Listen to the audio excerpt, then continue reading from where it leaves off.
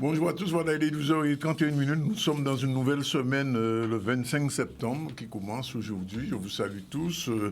Nous sommes au lendemain des sénatoriales, donc bien évidemment, on va parler. C'est tout à fait par hasard que Mme Carabin est là. C'était déjà prévu avant, même si elle avait perdu, elle serait là. Bon, alors, on va parler des sénatoriales dans un instant, avec, je vous le disais, Mme Gabrielle Carabin, qui est maire du Moule, mais elle est aussi présidente surtout de la commission des personnes âgées du conseil départemental. Et précisément, il va y avoir une sorte de séminaire au World Trade Center la semaine prochaine. Et donc, elle est venue pour en parler. Elle sera avec Dominique Ramsey. Michel, bonjour tous les deux. Et merci d'être avec nous en direct. Un peu plus tard, on aura un petit débat sur les journées de l'agro-business avec Jean-Luc Céligny, Gérald Pommier, Thierry Toris et Guylaine Gatibelza. On va parler justement de choses qui concernent notre alimentation, mais aussi le développement économique autour de l'agriculture. Ce sera dans le cadre des relations que nous avons souvent avec Cap Excellence sur cette affaire, puisque vous savez que Cap Excellence est très dynamique dans cette fonction. Sinon, l'actualité, c'est Iman News. Bonjour. Bonjour. Merci d'être avec nous. Bonjour. Bonjour la population de la Guadeloupe. Voilà. Et plus particulièrement à nos seniors, à nos personnes âgées. Je suis d'accord. Alors aujourd'hui, au niveau de l'actualité, nous parlerons bien évidemment des sénatoriales avec les 3 élus qui ont été conduits pour cette nouvelle session. Nous parlerons aussi du totem, de l'inauguration du totem de Carnot lors du 11e anniversaire dédié au village international du Ca à Petit Canal. On se rendra aussi sur Sonis pour parler de la journée dédiée à la langue des signes et cette langue guadeloupéenne des signes aussi, ainsi que de l'avant-première du livre du film de Patrick Soulez, Impact, qui s'est déroulé sur les abîmes. On commence tout de suite par l'actualité avant d'interroger ces deux dames. Avant d'interroger les deux dames, donc les sénatoriales, c'est vraiment le sujet phare du jour. 3 élus pour la Guadeloupe, Dominique Théophile avec Nadine Solange ainsi que Victorin Lourel. On a une interview qui a été menée par Olivier Félix pour relater ces sénatoriales de hier. On voit le reportage ensemble. En fonction de ces résultats et au calcul donc après le quotient électoral et la plus forte moyenne, sont proclamés sénateurs Monsieur Théophile Dominique, premier sur la liste Guadeloupe solidaire, Monsieur Victorin Lurel, premier sur la liste Ensemble nous toutes, Madame Nadille Solange, deuxième sur la liste Guadeloupe solidaire. Voilà. 2 sièges pour nous, c'est une très belle victoire. Je remercie l'ensemble des électeurs, c'est-à-dire les grands électeurs, les élus qui se sont déplacés. À 98,9%, ils se sont exprimés. Que ce soit pour notre liste ou pour les autres listes, c'est un retour à la confiance, je crois, de la des belles démocraties qui existent. Donc, bravo à tous ceux. Bravo à Victorin Lurel qui a gardé son poste. Bravo aussi, parce que le travail continue. Il n'y a pas de travail parcellaire, il y a un travail pour la Guadeloupe. J'ai un bon bilan, je continuerai. Nadine à mes côtés. Eh bien, dès la semaine prochaine, elle aura sa question d'actualité au gouvernement pour parler des sargasses et de la double insularité. Je suis issu d'une île. La double insularité, c'est notre problème au quotidien. Donc, il faudrait très tôt parler de continuité territoriale et pour que nous puissions avancer pour développer les îles économiquement, mais aussi socialement. Dieu merci vraiment aux grands électeurs et aux grandes électrices. C'est de la clairvoyance et de la lucidité. Je remercie vraiment et je remercie mon équipe vraiment qui ont fait une très très belle campagne, je dois l'avouer. Et puis bon, on a surmonté un peu les difficultés, les consignes qui avaient été données pour éliminer le candidat que j'étais. Maintenant, bon, je renouvelle le mandat. Merci à la Guadeloupe. On a besoin de leadership dans le pays. C'était mon dernier combat électoral, mais on le finit je crois, de belle manière, disons ça comme ça. Très bien. Alors, il faut quand même ajouter que sur les 3 sénateurs partants, 2 sont revenus Et une femme est partie, une femme est revenue. Et c'est aussi la première fois qu'une femme des îles, ce qu'on appelle nos îles de Guadeloupe, les Sainte-Marie-Galante, représente l'archipel. et notre archipel, notre bande île, comme on dit en créole. Les îles du Sud. Les îles du Sud, exactement, elle précise. Et lui, c'est pas une mauvaise chose pour ces régions-là. Alors, ceux qui ont perdu, eh ben, le match retour, on attendra dans 5-6 ans. On continue, Iman, avec l'information. Alors, François Molon, jardinier dit Carnot, un tambouiller, a rejoint l'allée des Grands Tambouillers sur Petit Canal lors de du 11e anniversaire du Fonds d'Alca. Depuis 2012, cet espace construit et s'enrichit autour de la transmission culturelle. Différents tambouillers qui rejoignent cette allée célèbre maintenant. On va voir un reportage d'Olivier Moradel. Oui, que nous avons oublié, entre guillemets, des métiers parmi les grands au début. Donc, mais peut-être aussi c'est Carnot qui voulu ça, parce que Carnot était c'était un homme d'Ibout vertical, et peut-être qu'il voulu une journée plus spéciale. Donc, eh bien, nous, Carnot, journée là, ça journée là, nous, glorifier Carnot, journée là, ça journée là. C'est une fierté, c'est un honneur d'avoir un Guadeloupéen, un illustre qui a beaucoup marqué dans son temps. Et même aujourd'hui encore, l'histoire musicale, culturelle, identitaire du pays. C'est vraiment un honneur. Depuis 2012, nous commençons ce projet-là, nous mettons trace à les mettre cas. Donc, on voit tous les grands tambouillers, nous font d'Alca là également. Et l'idée, c'est que nous faisons en sorte que d'ici l'année prochaine, eh bien, espace là prend toute dimension. Et pour qui? Parce que notre espace là, c'est village international du cas des tambours du Sud. Donc, d'ici l'année prochaine, nous avons un tambour indien, un bataillon et un tambour kalina, ensemble pour là, qui est là, à 6 sites là, pour faire en sorte que l'INAGE là, que nous devons faire en tant que peuple au niveau pays en nous, et bien qu'elle fait avec rapport à les différentes communautés, les différents parties à la population. Nous avons monté un certain nombre de projets, nous avons monté des dossiers pour aller chercher du financement, pour encore enrichir celui-là. Et nous avons aussi eu cette réflexion de moderniser pour faciliter justement cette transmission. Nous savons que notre jeunesse aujourd'hui est très friande de tout ce qui est multimédia. Et donc nous avons prévu de mettre des QR codes sur l'ensemble des totems.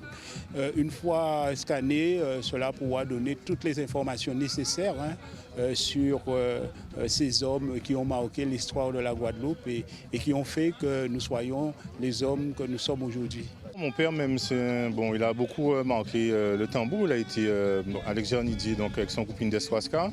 Donc aujourd'hui, il est un peu en retrait, mais je me dis, sans faire comme lui, j'ai mon rôle à jouer d'une certaine façon, perpétuer ce qui a marqué donc, le tambour jusqu'à maintenant, continuer à faire qu'il vive de la façon que je peux, à ma manière. Voilà, c'est ça ma contribution. Le projet est suffisamment avancé. Nous venons d'obtenir les accompagnements financiers à travers les différents dossiers que nous avons montés avec les administratifs de la ville. Et donc nous sommes vraiment dans les tuyaux pour pouvoir réaliser et faire en sorte que ces travaux-là soient visibles et soient opérationnels. Voilà, eh bien, on revient vers nos deux invités. Rebonjour Madame le maire et Madame la sénatrice, comme le dire. Non, je ne suis pas sénatrice, je suis maire et je suis conseillère départementale. Aussi, c'est à ce titre-là que vous êtes là aujourd'hui. Alors, le bien vieillir ensemble dans notre pays, d'une manière générale, comment ça va s'organiser ces 2 journées de réflexion et de travail? Le bien vieillir ensemble, ce sont 2 jours qui se tiendront au World Trade Center. Oui. Le président du conseil départemental, M. Guy Losbar, a décidé d'accepter, avec l'aide d'une formation Idealco, d'organiser ces 2 jours du bien vieillir en Guadeloupe. Ce sont 2 jours qui ont été organisés d'ailleurs à déjà la Martinique. Oui. Et nous-mêmes, les élus avec le fonctionnaire qui s'y trouve là, Madame Ramsey, nous sommes allés, au Havre pour assister à ces 2 journées qui avaient lieu. Et nous avons trouvé que c'était une belle action parce que différents acteurs, de ceux qui s'occupent des personnes âgées, de ceux qui soignent les personnes âgées, de ceux qui veulent innover pour les personnes âgées, de ceux qui veulent que les personnes âgées vivent longtemps à leur domicile. Et le président du département a accepté d'organiser 2 jours chez nous. Donc ces 2 journées auront lieu le 28 et le 29 septembre en avant au World Trade Center. Mais il faut dire, ça sera l'ouverture de la Semaine Bleue. Tout à fait. Alors, Madame Ramsey Michel, merci aussi d'être avec nous. Qu'est-ce qu'il faut attendre de ces journées? Parce que ce sont des journées qui ont lieu déjà en France, qui ont lieu à la Martinique, et ça tourne, cette fois-ci c'est la Guadeloupe. Qu'est-ce que la Guadeloupe va porter de plus? Alors, bonjour Monsieur Zandronis, bonjour aux auditeurs. C'est vrai que c'est important pour la collectivité d'associer le plus grand nombre parce que la collectivité départementale a en charge la stratégie en ce qui concerne l'action sociale et notamment vis-à-vis des publics personnes handicapées, personnes âgées. Et c'est vrai que le président a souhaité associer tous les partenaires, que ce soit, puisque nous allons aussi organiser cette manifestation, comme disait Mme Carabin, avec l'Union départementale des CCAS, puisque le département travaille en étroite collaboration avec les CCAS, qui sont vraiment la porte d'entrée de l'action sociale du département. Donc, associer les métiers du médico-social, associer les professionnels de santé, associer les services de soins et d'aide à domicile qui portent au quotidien l'action auprès des personnes âgées. Voilà. Donc, le président, la commission personnes âgées, qui est présidée par Madame Louis-Gabrielle Carabin, nous avons préparé cette manifestation qui, comme disait Madame Carabin, ouvrira la Semaine Bleue qui se tiendra du 1er au 8 octobre. Mais alors, juste une autre question, parce que vous êtes directrice de la direction des personnes âgées et handicapées. Il y a un lien entre les deux? Ah, mais écoutez, on passe souvent, on est personne âgée, on peut devenir handicapé, voilà. Et quand on est personne handicapée, on vieillit, parce que maintenant, aujourd'hui, nous avons la problématique des personnes handicapées vieillissantes. C'est vrai qu'avec l'allongement de la durée de vie, c'est une problématique à laquelle nous devons, nous, pouvoir public, en tout cas les élus, doivent pouvoir y répondre. Alors c'est vrai que ce sont des journées qui vont être relativement denses, parce que je pense que vous avez vu le programme. Le programme, il est très dense. Il est lourd, hein, le programme. Il est très lourd, mais après, à chacun de choisir ce qu'il souhaite comme thématique, parce que c'est aussi ça. Il y aura des tables rondes, il y aura aussi des ateliers et nous avons aussi des tables rondes qui seront diffusées en direct puisque ça sera en présentiel et en digital. Et c'est une manifestation qui sera aussi retransmise en direct dans tous les autres départements. Oui, ce sera retransmis aussi sur Canal 10 d'ailleurs. Merci, je ne vous apprends rien. Alors, les personnes âgées ou les seniors, il y a des gens qui disent qu'il ne faut pas dire au 3e âge. Grand moun en nous, si vous voulez dire. Moi, je fais partie des seniors quand même. Oui. C'est peut-être mieux, ça sonne mieux. Un senior, ça sonne mieux qu'un vieux monde. Mais vieux monde, mais c'est chez nous, nous avons dit vieux monde. Nous avons dit grand mais en temps longtemps, quand on disait vieux monde, c'est-à-dire des gens qui ne faisaient plus rien. D'accord. Tandis que maintenant, ça a évolué. Les personnes âgées s'occupent, participent à la vie active de notre pays Guadeloupe. Puisqu'il y a plein elles ne sont pas là que pour surveiller des enfants, mais elles font cela aussi. Il y a plein d'associations de personnes âgées. On pourrait rester chez elles dans une berceuse et regarder la télé toute la journée. C'est vrai que ça a beaucoup changé. On a des activités. Alors, ces personnes âgées qui vont-elles toutes participer? Qui est invité à cette série ces 2 journées? À ces 2 journées, tout le monde est invité. Ah, oui. Tout le monde est invité. Oui. Les personnes âgées, les professionnels, la Caisse générale de sécurité sociale, les partenaires, l'ARS. Oui. Et nous avons aussi, logiquement, des partenaires de la métropole qui vont venir, qui vont apporter leur expérience. Oui. On prétend même que notre ministre... Ah bon? Alors, peut-être viendra. C'est dans l'air. Donc, je laisserai le soin en cabinet. Voilà. On prétend, puisque vous avez le programme. Tout à fait. Donc, logiquement, je pense que... Je vois que son nom est prévu. Son nom est prévu. Oui, tout à fait. Il y a aussi une des responsables des affaires de solidarité. Oui. Donc, je pense que, pour moi, c'est une très belle manifestation. Nous avons eu l'occasion, l'année dernière, d'aller au Havre, et j'ai trouvé que c'était une très belle organisation. Parce que là, il y a des ateliers, il y a un parterre d'invités, Et pour moi, c'est une bonne chose. Il faut confronter nos idées pour aller toujours plus loin. Alors, je vous pose la question là, c'est en tant que maire d'une commune. J'ai vu que certaines communes commencent à organiser leur propre journée bleue. Est-ce qu'au Moule, c'est prévu? Non, mais attends. Il faut vous dire, le département donne le là. Toujours le département donne le là de la semaine bleue.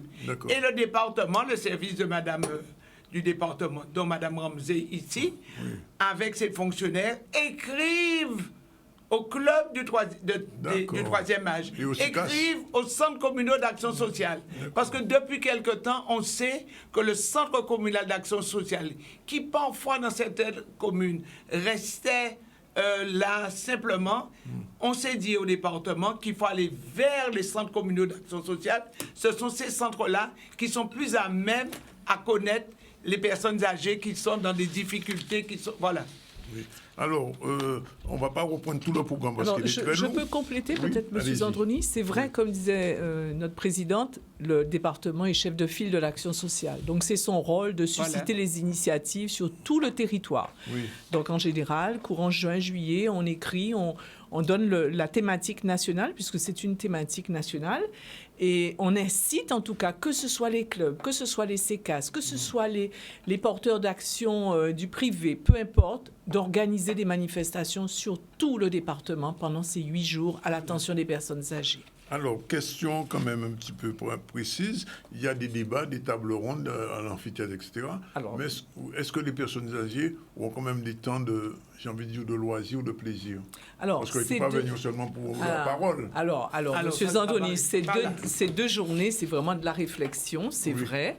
Alors, nous avons associé, vous avez vu, un centenaire d'ailleurs, M. Saint-Silly et la Reine des Aînés pour leur expérience, M. Crane, qui est bien connu dans l'action économique en Guadeloupe, qui est un potomitan de l'action que vous connaissez. Je le connais très bien. Et qui est toujours agriculteur. De votre commune. Oui, dans ma commune. De ta commune. Et qui travaille. Et qui est un homme vraiment... Et qui ne se laisse pas faire. Voilà, c'est un homme... Pas, hein. Alors, je veux dire, des personnalités comme ça en Guadeloupe, il faut vraiment qu'on les mette en valeur, parce que ce sont... des gens, voilà, la jeunesse guadeloupéenne doit pouvoir s'identifier. Ce sont des potomitans. Des potomitans, voilà. Donc, c'est vrai que les assises, c'est plus, puisque c'est de la réflexion prospective. Le président souhaite en tout cas que tout le monde s'associe à cette réflexion, puisqu'après, nous allons mettre en place le schéma départemental de l'autonomie. Voilà. Et ensuite, le lendemain, madame, nous avons la marche bleue au Moule, et je souhaite vraiment que le plus grand nombre y vienne, parce que c'est ouvert à la population. Combien de kilomètres la marche bleue?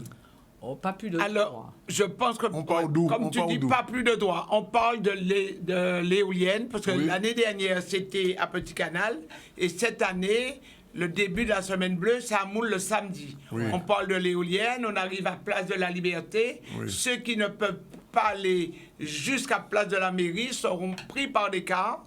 Et ceux qui peuvent aller, donc il y a une organisation qui se fait à Moule. Et la clôture se fera cette année à Petit-Bourg, dans la salle... Pas à pied quand même, les gens n'y vont pas. Non, je dis la clôture. 8 jours après. Non, je dis 8 jours après. 8 jours après, d'accord. 8 jours après, la clôture se fera à Petit-Bourg, dans la salle Laura Flessel, où ça sera vraiment le thé dansant.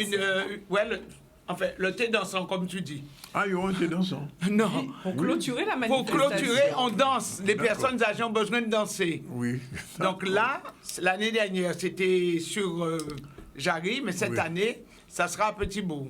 Mais j'invite les personnes âgées de s'inscrire et de venir à la marche. Il faut s'inscrire quand même pour la marche, oui. Pour la marche, non, puisque c'est plus ou moins tous les clubs, c'est ouvert. En plus, on incite aussi les personnes âgées à venir avec leurs enfants. Si vous sentez que vous êtes déjà parmi les seniors, vous pouvez venir. Alors, M. Zandroni, si vous aimez danser, nous avons le plaisir d'avoir Moule massif à la fin. Quand même. Bon, alors nous qui peut sauter, Ah, mais je prévois des beaux bitins. Ah oui.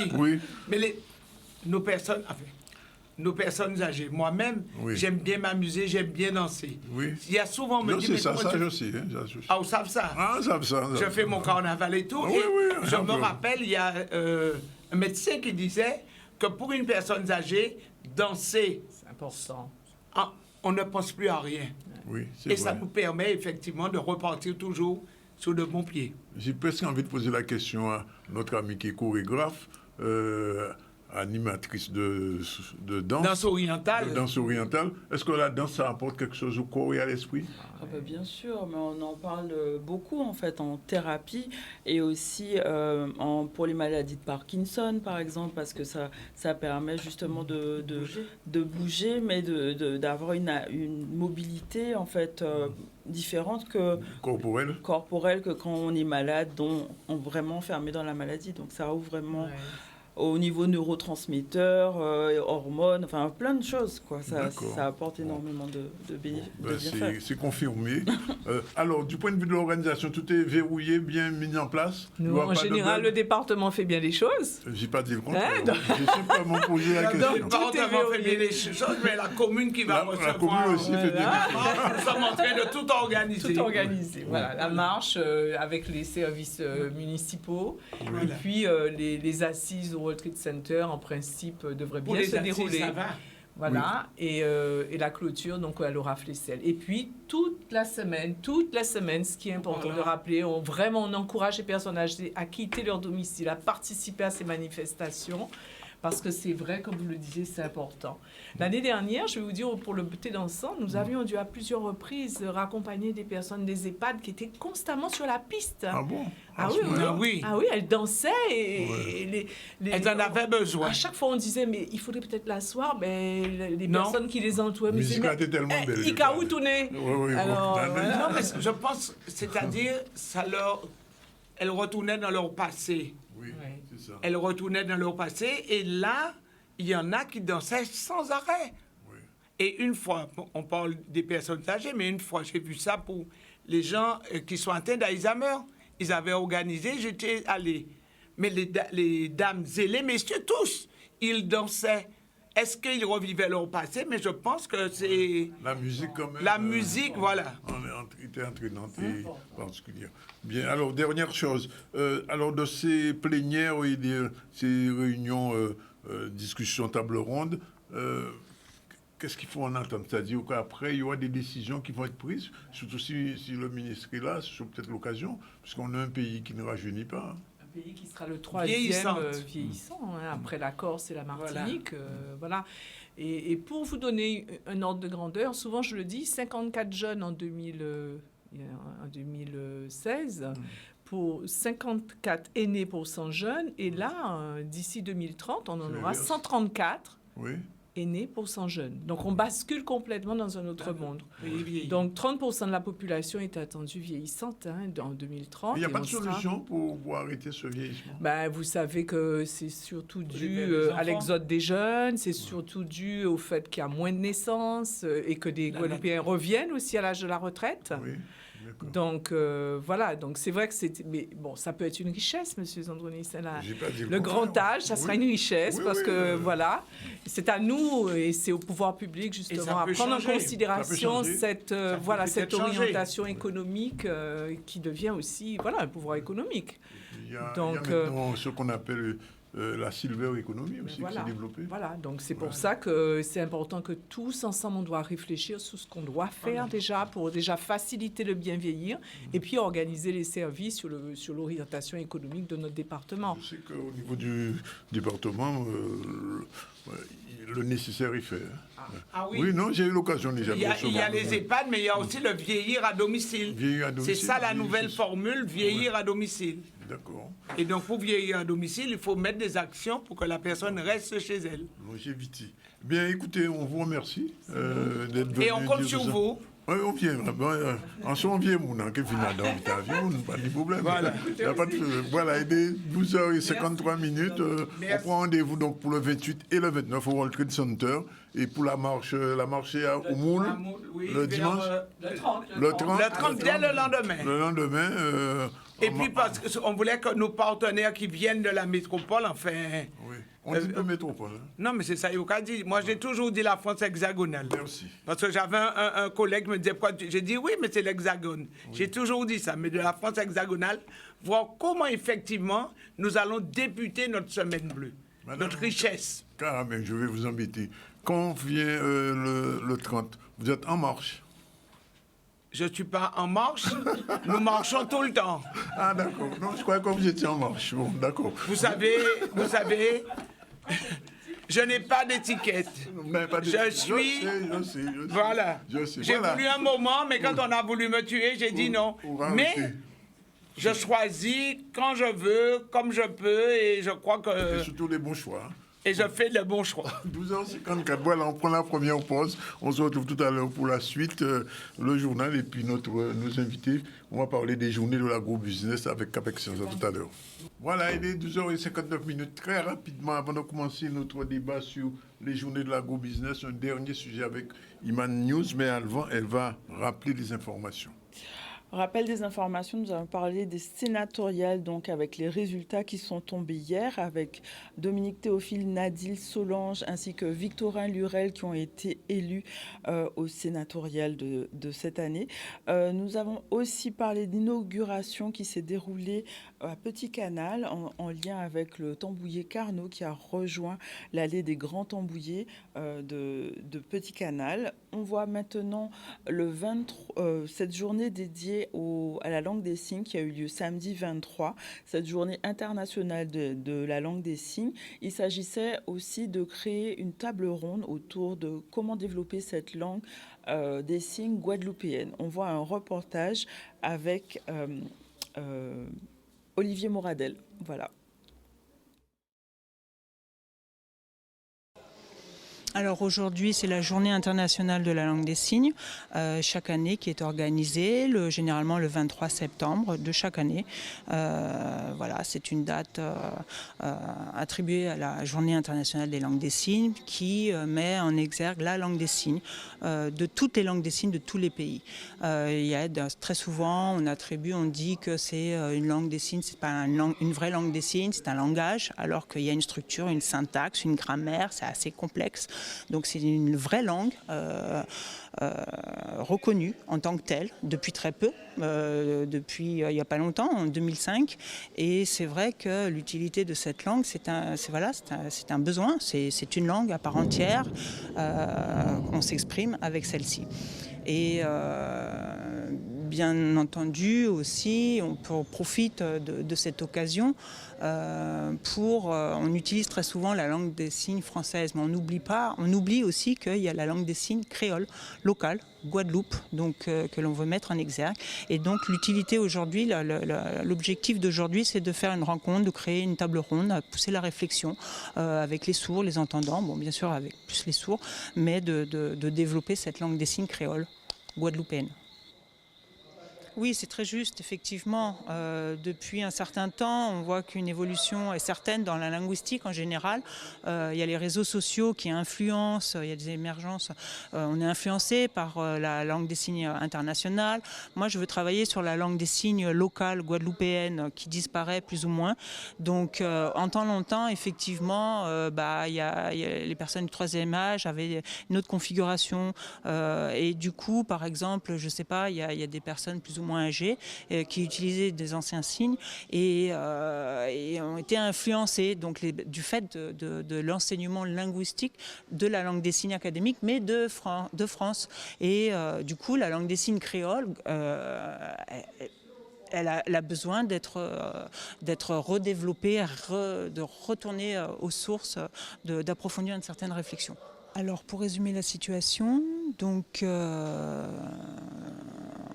on s'est rendu compte entre jeunes que la langue des signes était très importante. Elle est importante parce qu'on est voué à une inaccessibilité tant sur le plan scolaire avec un enseignement inadapté.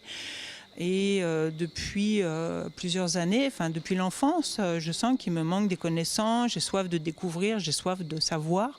Mais tout reste flou et effectivement, en tant que citoyen, en tant qu'autonome, citoyen à part entière, c'est la SSG qui me sauve quelque part, dans le sens où qui m'apporte un certain savoir, me montre des différentes découvertes, autant sur l'aspect culturel, tant sur l'aspect linguistique, et l'ASG m'aide.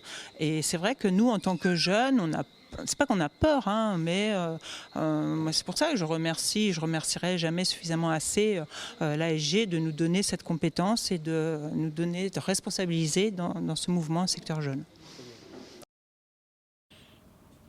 C'est super, les langues des signes. Je ne sais pas si on fait la langue des signes en créole.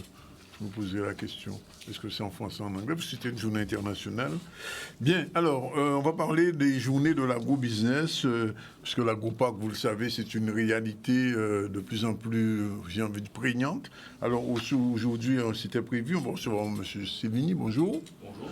C'est un habitué, le vice-président de la commission développement territorial, Madame Poumier-Gérald. Bonjour, merci d'être avec nous. Vous êtes directrice des grands projets structurants. J'aime bien le titre des grands projets structurants. Thierry Touris va nous rejoindre tout à l'heure, c'est un agro-transformateur. Et on a Guylaine Gatibelza, merci d'être avec nous. Elle est gérante de la fine épicerie des boudins de Saint-Félix. Ah oui, c'est vrai, j'ai déjà goûté les boudins de Saint-Félix, ils sont bons. Oui, c'est vrai, c'est vrai. Alors, première question, bien sûr, à l'élu. Pourquoi des journées de l'agro-business? Ces journées de l'agro-business découlent bien évidemment du projet AgroParc Caraïbes Excellence. Et ces journées, nécessairement, entendent mettre en relation les acteurs de ce secteur afin de les mettre dans un premier temps en relation, créer un espace d'échange, également leur permettre, ceux qui sont des porteurs de projets, des entreprises qui se lancent, et de pouvoir en tout cas trouver là des réponses pour mieux structurer leurs unités économiques et les développer. Donc c'est en ce sens effectivement que Cap Excellence, dans sa réflexion, puisque c'est un projet, nous avions déjà expliqué en tout cas son objectif, puisque la commission en tout cas développement territorial, et ce faisant Cap Excellence également, au regard de sa compétence développement économique, et entend agir en tout cas sur ce secteur pour proposer un projet innovant, performant, respectueux également des enjeux de développement durable, afin de permettre une meilleure structuration en amont des filières, de permettre aussi aux agriculteurs, aux agro-transformateurs de valoriser leurs produits. C'est en ce sens que nous avons pensé à cette journée, ces 2 journées de l'agro-business qui entendent mettre en relation, comme je viens de le dire, les acteurs de ce secteur afin de leur permettre de trouver les réponses, mais aussi à partir, en tout cas, d'entretiens individuels, permettre aux porteurs de projets de trouver des réponses adaptées, spécifiques, et puis à leur situation individuelle. Alors, je vais venir tout à l'heure avec vous pour les grands projets structurants, mais j'ai envie de poser la question à Mme Gatibelza. En quoi le boudin, c'est de l'agro-transformation, de l'agro-business? Le boudin, c'est un produit qui est transformé. Oui. C'est plusieurs éléments qui font partie qui nous permettent de réaliser le produit. Donc, vous avez des épices, vous avez des légumes, vous avez du poisson, vous avez du pain. Donc, c'est un mélange de produits qui est transformé, qui est cuit et qui est ensuite emballé, étiqueté, donc il a toute sa place. Alors, je constate, et je ne suis pas le seul, que le boudin a beaucoup évolué en Guadeloupe depuis quelques années. Entre le petit boudin rouge qu'on avait, le boudin à cochon, comme on l'appelait. Aujourd'hui, on voit bien que les choses ont beaucoup évolué, puisque il y a toutes sortes de boudins maintenant. Alors, combien de catégories de boudins vous vendez, vous, personnellement? Je crois que j'en ai au moins une dizaine. Au moins une dizaine? Ah bon? Oui, parce qu'il y en a aussi de saison, de période, comme par exemple le boudin de jambon de Noël, oui, qu'on ne commercialise et qu'on ne fabrique qu'à Noël. Oui. On a le boudin de Lambie, en fonction, oui, des saisons. Oui. Langouste, oursin aussi, en fonction des saisons. Il y a même boudin de langouste maintenant? Langouste, oursin, crabe, oui, tout ça c'est en fonction des saisons, des périodes, de la demande, de la production, enfin. Donc on s'adapte, hein. Est-ce que le boudin traditionnel l'emporte toujours par rapport aux autres boudins? Toujours. Ah bon, il est toujours numéro 1? Toujours numéro 1. Toujours numéro 1. Pas seulement en période de Noël? Non, toute l'année. Oui. Toute l'année. Le boudin s'est beaucoup démocratisé. Les gens n'achètent plus du boudin uniquement pour des réceptions. Oui. Les gens, ça devient un plat, oui, pour dîner le soir avec des crudités. On se fait un petit repas à base de boudin. Donc, non, ça a beaucoup changé, beaucoup évolué. Oui. C'est pour ça que maintenant, on vend du boudin toute l'année. Et il y a de plus en plus de vendeurs de boudin, mais enfin, je sais que vous êtes spécialisé, vous êtes renommé. Hein, non, je ne le dis pas parce que vous êtes là, parce que je le sais. Vous êtes renommé, votre boudin est très connu Parce que quelquefois, on m'a même dit, on fait, bon, je ne vous cache pas ça, on sort de Bastia quelquefois pour venir acheter votre boudin. Oui, tout à fait. On a des clients dans toute la Guadeloupe. Oui. Donc, je confirme. Ouais. Et ça se développe, la boudinerie, si je peux appeler ça comme ça? Oui, beaucoup, énormément. Il y a de plus en plus d'entreprises qui font du boudin et du bon boudin. Oui. Donc, nous ne sommes plus leaders comme avant. Oui. Mais c'est vrai que... Il y a de la concurrence, c'est ça? Il y a de la concurrence, de la bonne concurrence. Mais la concurrence permet quand même de développer la production. Exactement.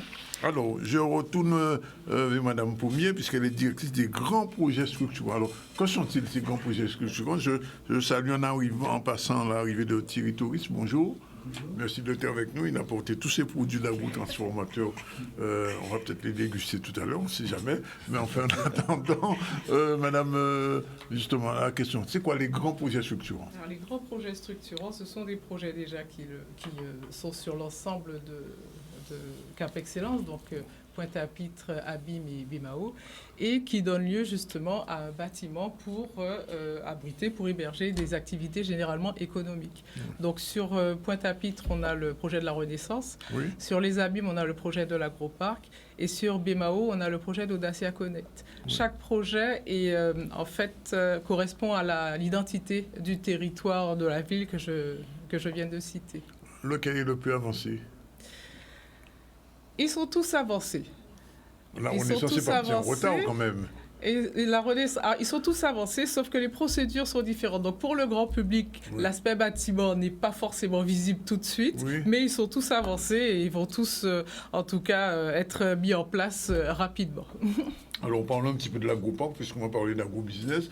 Où en est-on aujourd'hui de l'Agroparc? Eh bien, l'Agroparc a été un long parcours parce que les procédures pour un projet de telle envergure, vous imaginez bien que les procédures sont longues.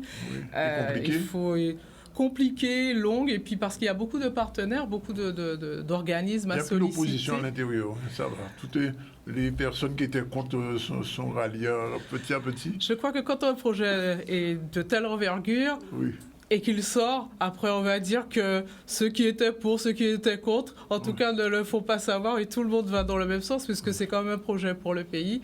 On parle de valorisation de notre alimentation, donc il peut y avoir toujours des oppositions pour différentes raisons, mais quand on parle d'intérêt Guadeloupe, je pense que tout le monde est d'accord. D'accord. Je reviendrai vers vous tout à l'heure. Je salue l'arrivée de Thierry Touris. Alors, vous êtes agrotransformateur, vous avez porté une foule de produits. Présentation, quand même. Oui, bonjour, M. Zandonis. Bonjour Canal 10, bonjour à tous. Eh bien voilà, je vous présente mes excuses déjà, puisque je préparais pour vous faire plaisir déjà pour la dégustation, mais aussi pour faire connaître un bon nombre d'entre nous, surtout que Madame vient de dire, pour l'alimentation. Elle a parlé pour améliorer l'alimentation. Donc il y a des produits qui sont là, et c'est fait exprès pour mieux manger, pour mieux se porter encore. Nous avons des produits à base de cives, ou bien d'oignons, ou alors le hareng fumé que les parents utilisaient avant et qu'on a eu tendance à délaisser, mais c'est très connu maintenant et c'est très bon. Le colin salé, la morue pour dire, mais aussi à base de plantes telles que la sonde, le curcuma booster, gingembre, citron, le poivre noir en sirop. Enfin, il y a des éléments, il faut les goûter. Et c'est le bien-être. Je ne parle pas de médicaments, je précise. Oui. Alors, c'est vous-même qui, progressivement, découvrez ou fabriquez ces produits. Comment ça se passe quand on est agrotransformateur? Vous partez de la nature et puis progressivement, vous les emmenez jusqu'à la bouteille ou le verre? Alors, je suis cuisinier de métier, monsieur. J'ai commencé il y a plus de 30 ans. Actuellement, je suis responsable de service de restauration à la Maison départementale de l'enfance, mais en 2018, nous avons créé notre entreprise pour pouvoir faire plaisir à tous. Donc, ce sont des produits que je manipulais depuis bien des années, d'ailleurs en 1981, au Méridien à l'époque. Déjà? Eh bien oui, monsieur, j'ai commencé très tôt, avant 18 ans. Il se trouve que là maintenant, nous sommes dans un contexte où systématiquement, on le ressent entre nous, on veut aller vers notre nature pour mieux manger, franchement. Et je vous dis, le projet de Cap Excellence avec l'Agroparc, je dis ça nous amène directement vers l'excellence, monsieur. Ah mais oui. Je suis heureux. Il n'a pas volé son nom. Non, mais je suis heureux d'être avec eux depuis 2018 pour ma première édition de la Route du Rhum. Oui. Et je remercie aussi cette communauté de Cap Excellence. Alors, je reviens tout à l'heure vers M. Séni. Alors, vous faites des sirops et aussi, je ne sais pas, ce sont des huiles, je ne vois pas très bien. Non, mais je me permets de vous enlever au fur et à mesure pour voir. Par exemple, je suis tombé là sous le colin salé, légèrement pimenté. Ce sont des sauces type pâte à tartiner. Oui. Avec cela, vous allez manger votre manioc, le pollo, le fruit à pain. On n'a besoin de rien d'autre. Dessus, c'est un condiment. Pour faire ces acras, par exemple, on n'a qu'à prendre un peu, dans un petit bol à chocolat, un peu de farine, un peu de levure, vous touillez, vous avez votre pâte à acra sans vous salir les mains. Il n'est pas mauvais, ça, là. Oui, mais combien? Bon, là, c'est... On vend tous ces produits-là. Voilà. Je les vends dans mon épicerie fine et ça fonctionne très bien. Ah Ils bon? sont excellents. Ah, d'accord. On trouve tous les produits qui sont là chez moi. Oui, c'est vrai. Là, c'est la sauce salade pays. Oui. À base d'oignons. Oui. Là, c'est légèrement pimenté. Il y a sans piment aussi. C'est mieux que ce qu'on appelle la sauce chien. Alors, ça n'a rien à voir. La sauce chien, elle est là. Il faut savoir que la sauce chien, ce n'est pas une recette classique. Je vous dis ça franchement. Chacun fait sa sauce chien. D'accord. C'est ancestral. On va parler de couteau chien. L'appellation vient de couteau chien, on dit. Mais l'appellation aussi, c'est un chemin chien. Oui, pourquoi faire un chemin chien? Oui, c'est faire une sauce avec ce qu'on a pour... L'essentiel, c'est la solution qui est là. Oui. Moi, je préfère cette version-là parce que moi, je suis... Parce que la sauce chien, en général, elle est plus transparente. Là, je vois elle un peu verte. Alors, là, j'ai imité une sauce que je connaissais, que jamais su savoir comment ça se faisait par un chef du Méridien en 81. C'était une sauce colibri, une sauce verte. D'accord. Et moi, je l'ai fait avec la cive. Okay. Mais j'ai jamais pu voir comment ce chef faisait sa sauce à l'époque. Oui. Eh bien, vous savez, la sauce chien qui est là, quand je fais la dégustation sur des stands, il y a légèrement pimenté, il y a une non piquante là pour la dégustation pour ceux qui veulent aussi. Les enfants apprécient tout particulièrement la sauce chien. Ils ne veulent pas leur, ils ne veulent pas leur colin. Dès qu'ils ont goûté à toutes les sauces, c'est la sauce chien que les enfants préfèrent. Bravo. Alors, M. Sévigny, je n'ai pas posé la question en amont parce qu'il fallait présenter tout le monde, mais je vois, c'est la deuxième édition des journées de l'agro-business. La première journée a eu lieu, bien sûr, vous en avez tiré un bilan. Qu'est-ce qui va permettre d'avancer un petit peu? Quand on tire un bilan, c'est pour avancer un peu. Absolument. Donc, la première édition qui a eu lieu en juin 2022 a été... un réel succès. C'était une première édition. On entendait implanter, instaurer cette manifestation qui devrait perdurer dans le temps. Et donc, nous avons tiré un bilan positif puisqu'il y avait 30 exposants, plus de 250 participants le premier jour, plus de 400 le second jour.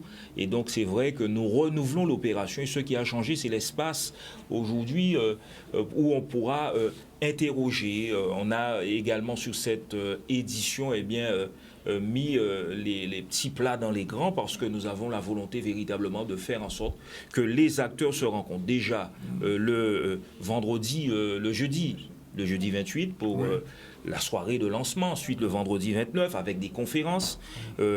Conférence numéro 1 de 10h à 11h, comment entreprendre dans l'agro-transformation locale. C'est ce qu'il faut retenir. Il y a la volonté pour nous d'accompagner les chefs d'entreprise, d'accompagner les porteurs de projets qui trouvent les réponses nécessaires dans le parcours qui est le leur. Et on sait très bien que l'entrepreneuriat est pavé parfois d'obstacles. Il faut permettre à ces chefs d'entreprise d'avoir des réponses et nous en sommes conscients. Et à l'image de ce que nous venons d'entendre, avec ce monsieur qui nous accompagne depuis un certain temps, nous avons là des réponses au lancement de non seulement l'agro-parse, mais aussi de ces journées de l'agro-transformation. Il indique dans son intervention qu'il est satisfait du produit, non seulement du produit AgroPac Caraïbes Excellence qui entend répondre aux aspirations des agriculteurs, des agro-transformateurs, mais aussi que quelque part, il est confiant sur l'avenir de cet outil qui nous emmènera vers l'excellence. C'est notre objectif.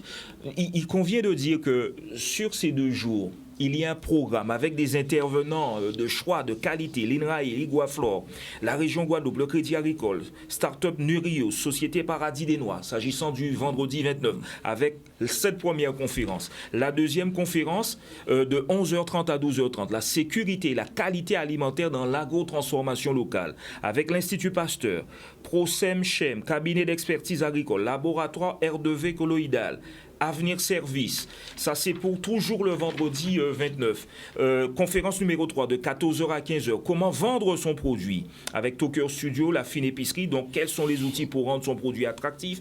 Comment positionner son produit? Vous voyez, ce sont des questions concrètes que se posent les chefs d'entreprise et que nous essayons là de leur permettre d'avoir un accompagnement, mais aussi des informations qui pourront leur permettre de se développer. Pour cette manifestation, pour les amuse-bouches, il n'y aura pas de problème. Il ne peut pas y avoir de problème. Nous en avons là l'illustration. Ah oui, avec ce qu'il propose là. Je vois que vous avez le premier abord, j'espère on va déguster. Oui, oui, mais ça pour les dégustations, ne serait-ce que pour les dégustations, on a envie de venir. Alors, je me retourne vers madame, parce que, les grands projets, d'accord. Alors, l'Agroparc, M. Séni, on a déjà beaucoup parlé de l'Agroparc depuis plusieurs années. Aujourd'hui, est-ce qu'on a une visibilité sur son existence réelle, voilà. Parce que c'est un projet qui structure beaucoup de choses, y compris ce type de manifestation. Mais aujourd'hui, les agrotransformateurs se disent, quand est-ce que je pourrais avoir mon petit studio, mon endroit où je pourrais vendre, etc., etc. Et justement, j'aimerais que vous précisiez un peu comment ça va fonctionner réellement. Donc, comme je vous le disais auparavant, les procédures ont été longues puisqu'il y avait des questions de foncier, il y a plusieurs personnes qui interviennent dans la zone, donc il fallait coordonner tout ça. Mais on arrive justement à la fin de cette phase et on peut annoncer que les travaux vont être lancés cette année. D'ailleurs, on commence déjà à le préparer, les gens qui passent près du terrain le voient. Et on attend... Le lieu choisi, c'est à Perrin, à côté du nouveau CHU qui est en train de... CHU À côté du nouveau CHU. Et les premiers équipements attendus seront livrés l'année prochaine. Donc les premiers équipements, c'est un parc d'activités, c'est un ensemble de fonciers qui sera vendu à des entrepreneurs qui souhaitent installer leur usine de transformation sur l'agroparc.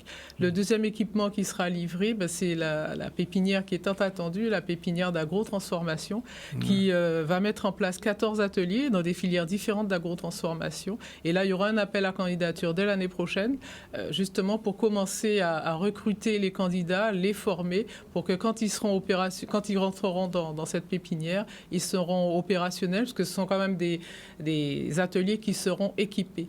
En fait, c'est aussi le résultat de toutes les concertations qu'on a eues avec les agrotransformateurs de Lille et même d'ailleurs, pour mieux cerner leurs besoins et essayer d'y répondre au mieux. Mais alors, une question va se poser. Est-ce que tous les agrotransformateurs auront une place dans cet agroparc, ou comment ça va l'appel à projet dont vous faites partie, dont vous parlez, comment ça va s'organiser concrètement? Je veux dire, est-ce que par exemple si madame veut s'installer au lieu de veut quitter Gouzier, veut se mettre là, comment ça va s'organiser concrètement? Alors il n'y aura pas, je peux dire qu'il n'y aura pas de place pour tout le monde physiquement. Par contre, tous les dispositifs qui seront mis en place sur l'agroparc permettront à tout un chacun de venir s'informer, se renseigner et se former aussi à l'agrotransformation. C'est ainsi qu'on aura l'Institut Pasteur qui sera en partie sur l'agroparc, surtout pour les questions de sécurité alimentaire et tous les autres équipements. Il y aura pas il y a 14 ateliers. 14 ateliers. 14 ateliers qui seront occupés comme dans une pépinière, donc il y aura un roulement. Donc c'est-à-dire que on ne pourra pas être là à vitam aeternam, comme on dit. Non, c'est le parcours d'accompagnement d'entreprise. C'est une pépinière, donc vous restez 3 ans, on vous accompagne pendant 3 ans et il y a un roulement justement qui permet à d'autres de rentrer ou à d'autres, ou ceux qui sont installés de partir plutôt s'ils estiment qu'ils sont déjà mûrs pour aller voler leurs propres ailes, je dirais. Et en dehors de cette pépinière, vous aurez tout un dispositif d'accompagnement qui sera mis en place dans d'autres structures comme des incubateurs de start-up, par exemple, pour citer cet équipement qui va aussi contribuer à accompagner le porteur de projet en agrotransformation. Alors, donc, oui, l'autre question, la relation avec le public. La relation avec le public. Oui, c'est-à-dire est-ce que les gens viendront faire entre guillemets, le cours sur place ou alors c'est des commandes? Comment ça va se fonctionner? Alors là, j'ai parlé des équipements plus liés à la production. Oui. Mais vous avez aussi un village commercial qui va être... pour l'instant, on est en phase de programmation, qui permettra, je dirais, un village commercial et gastronomique. Ce village permettra à tout un chacun de voir la production locale guadeloupéenne, pas seulement alimentaire, vraiment tout ce qu'on fabrique en Guadeloupe. Et ça permettra également de valoriser notre cuisine locale, qui est particulière parce qu'elle a plusieurs influences. Et donc, ça s'adresse également aux touristes. Hein. Mais c'est un cercle un peu vertueux de la production à la distribution. Alors, la relation avec les producteurs, c'est-à-dire qu'il y a les agrotransformateurs, mais il y a des producteurs entre les deux. Les producteurs de fruits et légumes locaux. Alors, dans le village commercial, qui permettent à M. Taouris de faire tout ce qu'il fait là. Dans le village commercial, il y aura une grande partie réservée à l'agriculture, puisque bon, pas d'agro sans agri.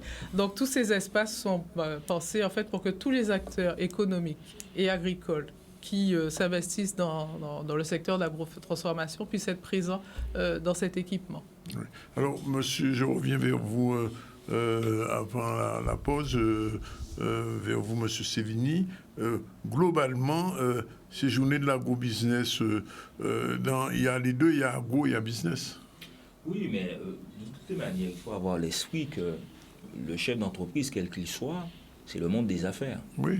L'agriculteur, l'agro-transformateur doit être capable aussi, lui, de gérer son business. C'est comme ça que nous l'entendons quand nous parlons d'agro-business. C'est rien d'autre. Donc, il va de soi que nous avons la possibilité là de leur fournir des informations. Et en témoigne l'agro-classe, par exemple. Le vendredi 29, comment monter un dossier de subvention, savoir répondre à un appel à projet, comment monter un dossier FEDER, information sur l'appel à projet 5.2 du FEDER, comment monter un dossier de subvention FEDER FSE. Donc, voilà les éléments qui témoignent. Eh bien, lorsqu'on parle d'agro-business, c'est avoir l'esprit que le chef d'entreprise, quel qu'il soit, le porteur de projet rentre dans un monde où il est question de business, inévitablement. Oui. Et le fait même de dire que c'est un monde de business met en évidence qu'il doit aussi, lui, nécessairement y penser. Et dans le cadre, parce que ce n'est pas un monde où il y a, comme je l'ai dit, il y a énormément d'obstacles, et donc il doit aussi être capable d'évoluer et de pouvoir pérenniser son entreprise. Et donc là aussi, c'est parce que nous sommes conscients de cela qu'il y a des entretiens individuels avec des experts comptables, toujours le vendredi 29, où là, c'est un public de professionnels, contrairement aux 30, où il y a là le grand public. Donc, on permet là à ces chefs d'entreprise, à ces porteurs de projets de rencontrer, dans le cadre de consultations individuelles, mais aussi d'ateliers, de rencontrer des experts comptables qui feront un accueil, une analyse, un diagnostic et vont donner des conseils. Voilà en tout cas pour cette journée du vendredi 29. Madame Gatibelza, quand vous entendez ça, ça vous rassure un peu sur votre business, le boudinerie? Alors, il a raison dans tout ce qu'il dit. Et ce que je dirais surtout à ceux qui veulent entreprendre et se lancer, parce que souvent, les agrotransformateurs, ce sont des petits artisans, des petites entreprises qui... Je vous pose la question, je vous arrête. Mais combien de personnes vous employez dans votre business? Nous sommes 5. 5 quand même? Nous sommes 5. 5 emplois? 5. Donc, en me comptant 5. Oui. Donc, ce qu'il faut savoir, c'est que dans les petites entreprises comme ça, artisanales, on ne peut pas avoir un comptable, une secrétaire, un commercial... Oui. Un responsable de communication. Et quelqu'un à la communication. C'est bien souvent le chef d'entreprise qui fait, toutes ces actions-là. Et c'est là où c'est compliqué. Et il y a de la formation quand même. Maintenant, je vais rajouter un responsable qualité. Oui. Parce que c'est surtout pour les entreprises qui ont des agréments comme moi. Donc les normes ont tellement évolué que si j'écoute et je suis toutes les recommandations à 100% des services de la DAF, je devrais avoir quelqu'un qui s'occupe que de l'hygiène, que de la qualité. Et de la qualité. Oui. Et on n'a pas les moyens de payer quelqu'un pour faire que ça. Oui. Donc vous êtes obligé d'être au fou. Alors aujourd'hui, j'ai dû signer un contrat avec une entreprise pour m'accompagner Ah, l'hygiène et la qualité. Donc c'est encore un autre contrat supplémentaire, en plus des nombreux que j'ai déjà qu'il faut payer. Oui. Donc quand vous devez calculer votre coût, le prix du boudin, donc, ça commence à devenir cher parce que les gens n'imaginent même pas tout ce qu'il y a derrière en matière de dépenses de contrat. Voilà. Ils ne peuvent pas imaginer pourquoi c'est aussi cher, alors que derrière, il y a tellement de contrats, il y a tellement de contraintes. Et aussi. Malheureusement, aujourd'hui, pareil, quand il dit qu'il faut être accompagné d'experts comptables qui vous conseillent un petit peu, mais il n'y a pas que ça pour faire les dossiers. Les dossiers sont hyper lourds, les dossiers de subvention, notamment les dossiers FEDER, ARIS, etc. Et ce que je pourrais... alors, il y a des gens qui sont qualifiés pour ça, que vous rémunérez, mais moi j'estime qu'à la région ou à Cap Excellence, on devrait avoir des services de personnes, peut-être que ça existe, qui ne font que ça. Qui vous accompagnent pour le montage des dossiers. Qui montent les dossiers, pas qui les accompagnent, qui pratiquement montent les... On n'a pas le temps de gérer ce genre de choses. Parce que les banques aujourd'hui, après les 2 années de Covid, la crise sociale, la crise économique, ils ont fermé les robinets.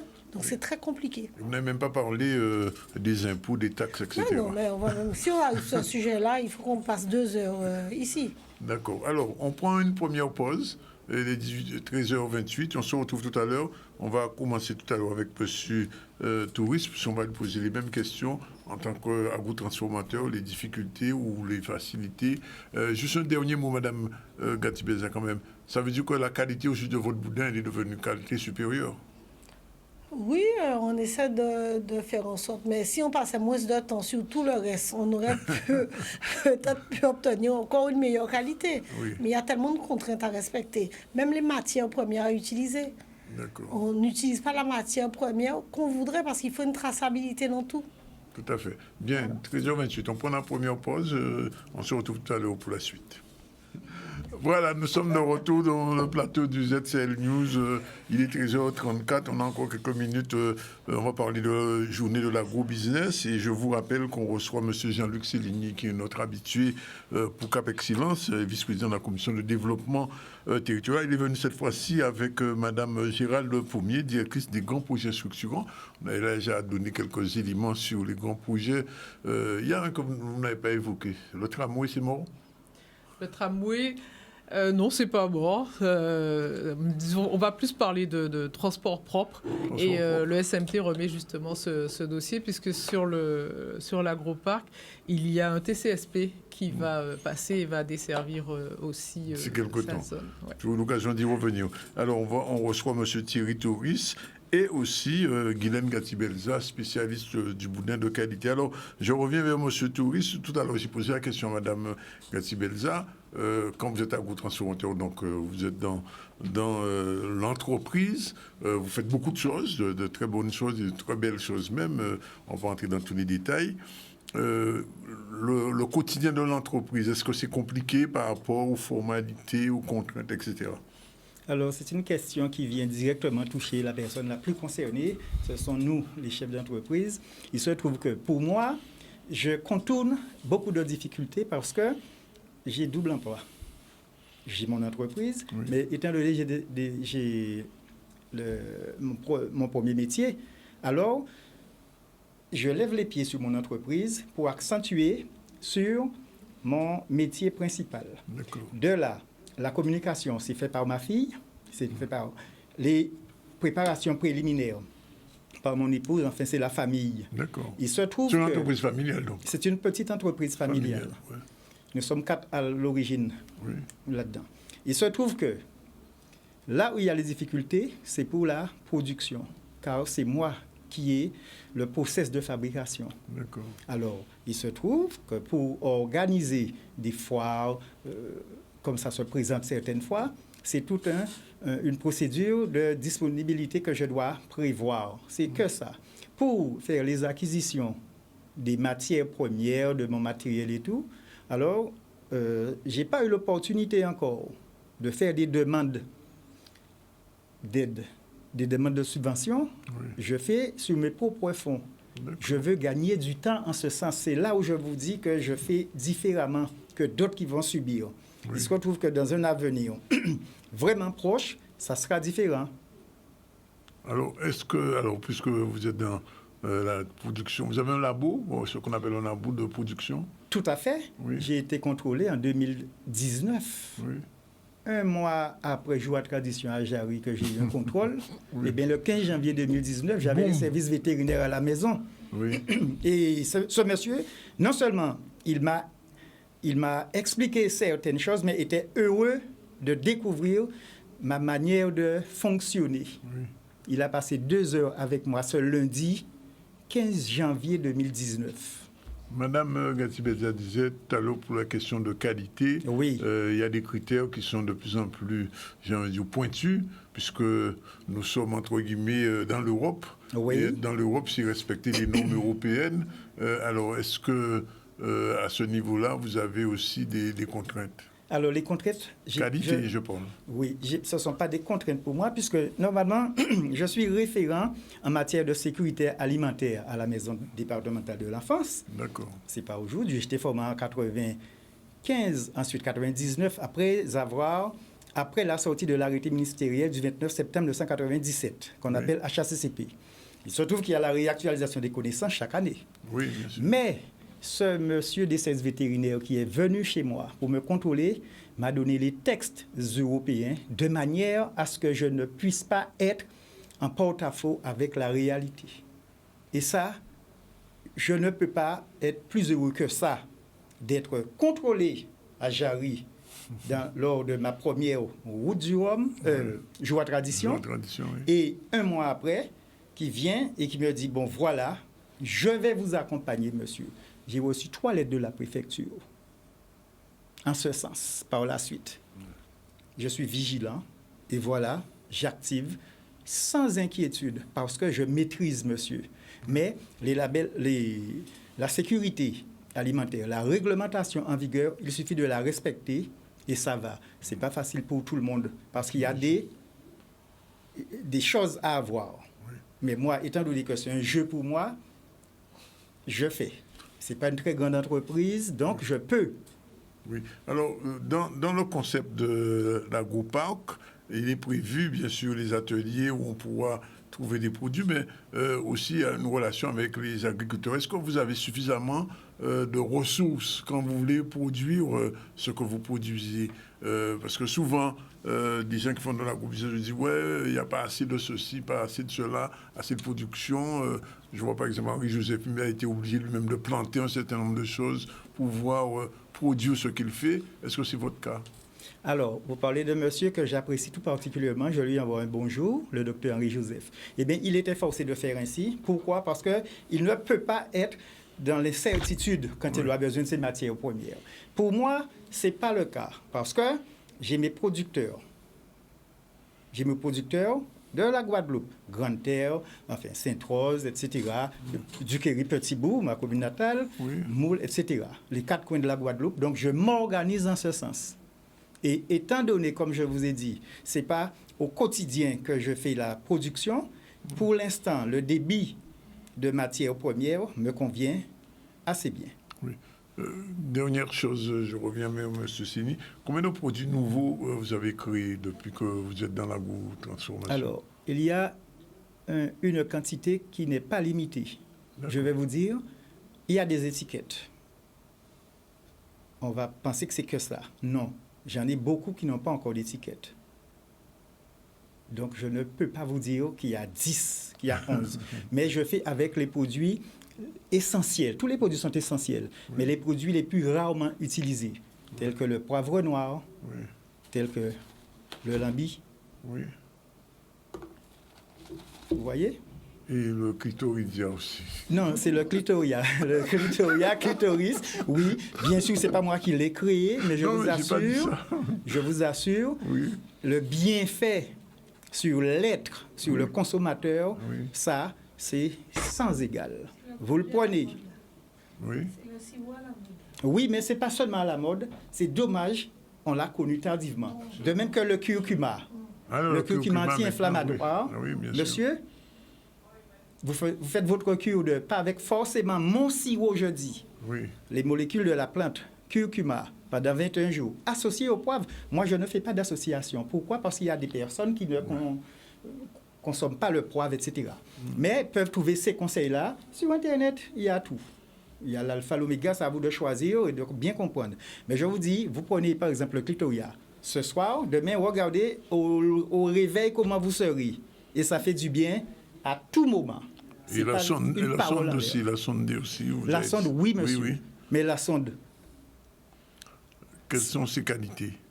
Quelles sont ses qualités? Je préfère que les consommateurs puissent regarder sur Internet les propriétés de la sonde et sauront, parce que je peux dire des choses, oublier, me tromper, mais j'assure que c'est bon pour la prostate, pour empêcher l'évolution de la prostate. La sonde que nous avons peur, qu'on trouve beaucoup au cimetière, etc. Ça, c'est fait pour nous les hommes. Bien, c'est bien entendu. Monsieur Cellini a entendu, moi aussi, et les hommes qui nous regardent en ce moment. Alors, Monsieur Cellini, vous voyez, vous avez mis en place avec Cap Excellence, j'ai envie de dire, un véritable écosystème aujourd'hui. Hein. C'était l'objectif. Notre réflexion à Cap Excellence, il faut saluer aussi l'initiative, puisque vous l'avez bien compris, le président Jalton, ses équipes ont véritablement réfléchi. Et travaillé beaucoup. On pourrait travailler. Non, c'est vrai. Absolument. Je confirme. Pour l'avoir reçu plusieurs fois, je confirme que c'est vraiment une révolution de l'agro-transformation et de l'alimentation même du Guadeloupéen qui est faite depuis quelques années à Cap Excellence. Absolument. Et c'est ce que nous voulons non seulement laisser à l'esprit de nos concitoyens, mais je crois qu'il faut dépasser la parole et passer aux actes, et c'est ce que nous sommes en train de faire. Et nous devons bien mesurer en Guadeloupe l'importance de ce projet pour le devenir de notre territoire, bien évidemment, mais aussi comme débouché pour les agriculteurs, puisque si on peut considérer que l'agriculture représente une richesse en termes de production et de savoir-faire, il n'en est pas de même pour les activités liées à l'agro-transformation. Et donc, il s'agit pour nous de les soutenir, puisqu'il y a des initiatives entrepreneuriales. Il y a des innovations à l'image également de ceux qui viennent de nous expliquer, monsieur, là, présent. Et donc, nous devons être capables de les soutenir. Et c'est en ce sens, et je complète, puisque nos auditeurs, les auditeurs de Canal 10 et la Guadeloupe entière doivent entendre qu'il y a là aussi un agro-job dating en partenariat avec le Pôle emploi le vendredi 29, mais que le jeudi 30 également, il y a plus de 90 exposants, un agro-marché, des conférences, des animations, où on pourra se déplacer sur le site du Crédit Agricole, on ne l'a pas encore précisé, en famille, et bien pour découvrir le savoir-faire du terroir guadeloupéen et aussi nos chefs d'entreprise, nos porteurs de projets, ce qu'ils savent faire. Nous devons, à un moment donné, de soutenir la production locale. Et c'est notre objectif à Cap Excellence que de contribuer. Nous n'allons pas pouvoir tout faire. Il ne s'agit pas pour nous de dire que nous allons pouvoir en amont développer les filières. Je crois qu'il y a la Chambre d'agriculture qui est un partenaire sur de nombreuses opérations. Nous avons mis en place des ticosés qui ont permis aux acteurs de se rencontrer et dire aussi que nous sommes là pour pouvoir aider, pour pouvoir fédérer autour de nous, autour de ce projet, mais qu'il nous appartient de saisir cette opportunité afin de permettre à la Guadeloupe et aux porteurs de projets, aux agriculteurs, aux agro-transformateurs de trouver là un outil nécessaire à notre fonctionnement et à notre développement. Le développement endogène n'est pas un vain mot. Il faut que nous puissions en prendre le chemin à partir de cet outil, à partir de la contribution également de tous. Bien. Alors, rappelle donc rapidement des dates.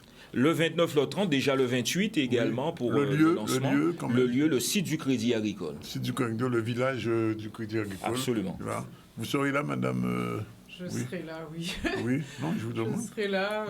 J'espère rencontrer beaucoup de porteurs de projets, beaucoup d'entreprises. En Guadeloupe, il y a beaucoup d'innovations. C'est une île qui fourmille d'entrepreneurs, mais pour qu'ils ne soient pas découragés, justement, dans ce parcours d'entreprendre, on les accompagne et ces journées sont faites pour eux. Yoa Djiboudin. Alors, j'ai été effectivement invitée à avoir un stand, mais c'est très compliqué, les produits frais, à transporter, à venir sur des villages comme ceux-là. Donc j'ai préféré décliner l'invitation. Parce que c'est trop lourd. C'est trop lourd à gérer. Trop compliqué. C'est trop lourd. Les produits. On ne fait pas encore du boudin en bouteille, c'est ça? C'est ça, exactement. Il faudra y réfléchir.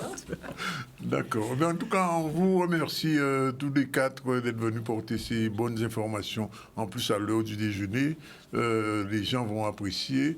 Et M. Terris, croyez-moi, vos produits ne vont pas rester en stock. Hein.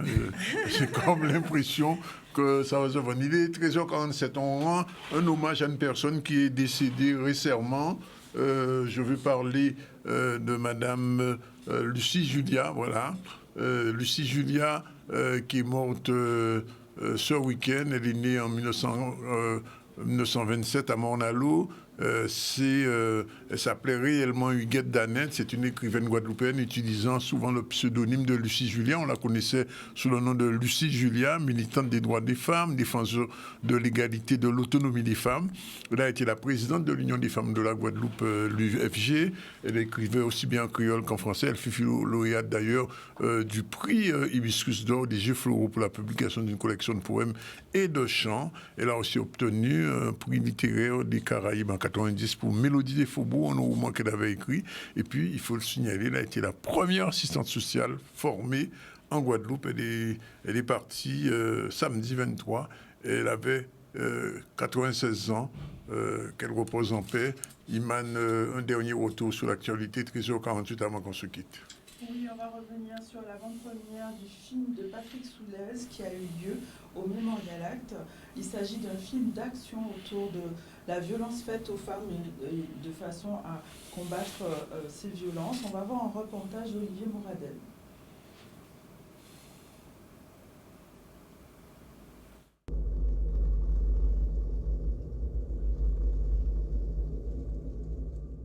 On a voulu montrer l'avant-première du film Impact, mon prochain film qui va sortir bientôt. Le film sera à l'affiche au Cinestar le 7 octobre, 14h. Et c'est un film que j'ai voulu faire avec des jeunes Guadeloupéens qui reviennent de l'école. Parce qu'il y a certains qui sont partis au Canada, d'autres en France, d'autres à Londres ou ailleurs, certains même en Guadeloupe, à Pointe-Noire. Donc j'ai voulu travailler avec eux, qu'ils puissent montrer exactement ce qu'ils ont appris, ce qu'ils savent faire. Et là, on a vraiment vu le talent de nos jeunes Guadeloupéens à travers ce film. J'ai voulu montrer un film d'action, mais dans ce film d'action-là, il y a un vrai message. Et le message, c'était la violence faite aux femmes. Pourquoi les hommes frappent encore les femmes?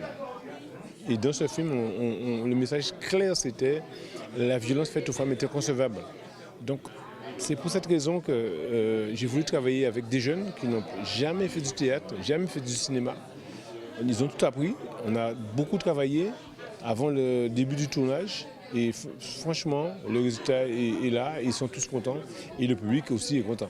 Alors j'avoue que je suis très émue car après 3 ans de patience, voir le résultat, c'était incroyable pour moi, sachant que ça a demandé énormément de travail, énormément de jours de tournage, de fatigue, même une anecdote, la scène où on nous voit nous réveiller, on a dû se lever à 3h du matin pour arriver à Porte d'Enfer et la tourner, donc beaucoup de bons sentiments. Première expérience elle est très enrichissante.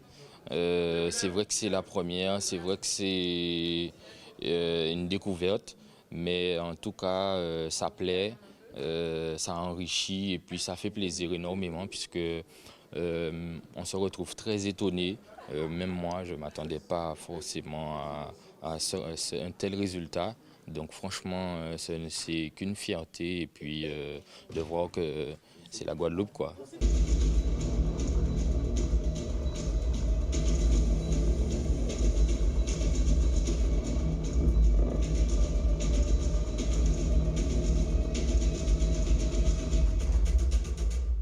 J'ai trouvé très bien, très bien, j'ai beaucoup aimé. J'avais jamais vu des films avec des Antillais comme ça, purs Antillais, et j'ai beaucoup aimé.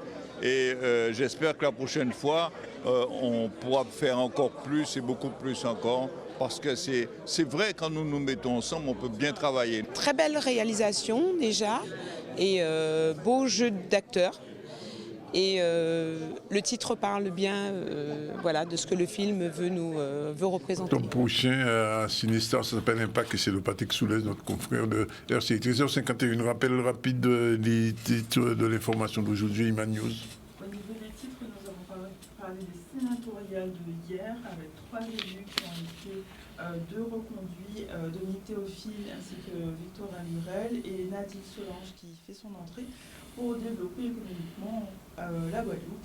Nous avons vu aussi l'inauguration du totem Cambillier Carnot qui s'est passé sur le Petit Canal au sein du village international du Cap, ainsi que cette journée de la langue des signes qui a eu lieu le 23, donc samedi, dans le cadre de la journée internationale de la langue des signes. Il s'agissait de développer cette langue guadeloupéenne des signes. Voilà pour les titres du jour.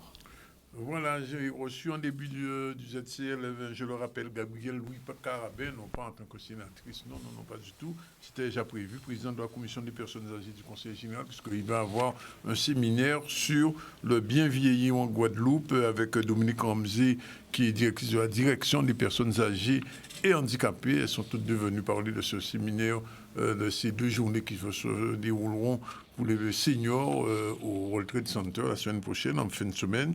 Sinon, on a eu un débat sur l'agro-business avec Jean-Luc Céligny, vice-président de la commission de développement territorial de Cap Excellence. Il y a aussi Gérald Pommier, directrice des grands projets structurants.